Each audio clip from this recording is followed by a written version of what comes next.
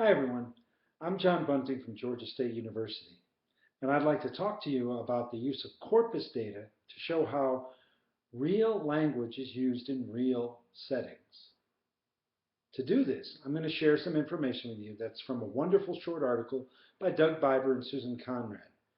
You can follow the link to download the entire article if you'd like. So first, we should talk about these terms corpus linguistics and corpus data. Corpus linguistics is the study of language in use that's done by gathering large amounts of text in some principled way and then analyzing the text using special corpus software. With this software, you can start to identify patterns in usage about language that might otherwise be hard to see. So in English, having a huge corpus, billions of words from a variety of registers, these are the different categories of language use, such as academic writing, fiction, or newspaper reports, for example. They allow researchers to notice patterns in grammar, vocabulary, and the organization of ideas. Biber and Conrad highlight a couple of examples that can help us understand the process and also understand specific areas of language that can be illuminated through corpus analysis.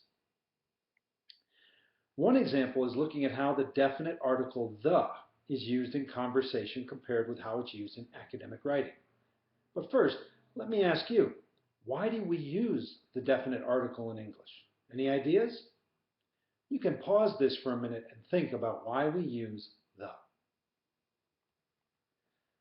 Many people think that the main reason for the is to refer back to something that's already been introduced in the text. For example, a boy walked down the road with his mother. The boy could see what his mother could not.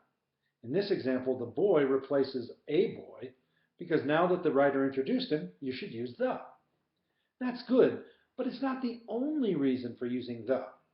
Corpus data shows that there are several other reasons.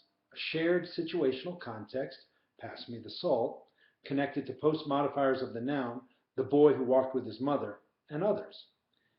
In the chart provided, you can see that in both conversation and informational writing, the reason we often think of occurs only about a quarter of the time. In conversation, the most frequent use of the is shared situational context, which makes sense since often in conversation we can see things around us and make reference to them that way. The most common use in informational writing, like academic or newspaper writing, is connected to modifiers of the noun that come after the noun. Again, this also makes sense because informational writing uses a lot of complex noun phrases that are actually defining or describing the noun in those post-noun modifiers. So anyway, this is just one example of how we can see how language is really used. Of course, the real challenge is to consider how to make this corpus analysis and corpus data useful in the classroom. But I'm going to leave that up to you for now. It's nice talking to you.